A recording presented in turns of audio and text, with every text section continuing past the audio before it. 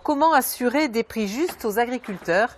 Après l'échec de la loi Egalim, un nouveau texte plus ambitieux est en discussion aujourd'hui à l'Assemblée nationale. Les attentes sont fortes pour le secteur en proie à des coûts de production toujours plus importants.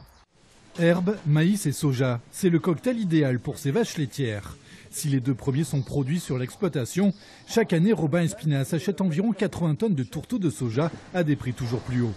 On arrive à des coûts de production qui augmentent globalement autour de 15 € les 1000 litres par rapport à l'année dernière, avec un prix du lait qui est le même que l'année dernière.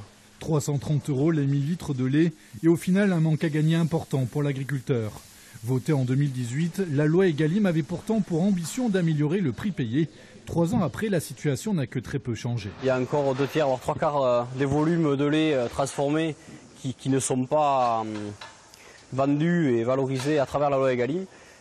Du coup, au niveau de nous, producteurs, on a très peu de répercussions. Une guerre des prix qui profite le plus souvent aux supermarchés. Pour répondre aux attentes, un nouveau texte baptisé Egalim 2 est en discussion depuis aujourd'hui à l'Assemblée nationale. La juste rémunération des agriculteurs est l'enjeu le plus important aujourd'hui en matière d'agriculture.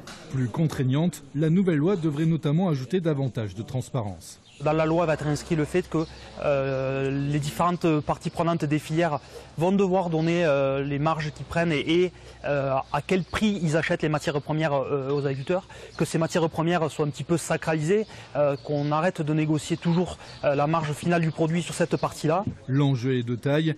Il s'agit désormais de garantir un avenir à une agriculture française confrontée plus que jamais à la question du renouvellement des générations.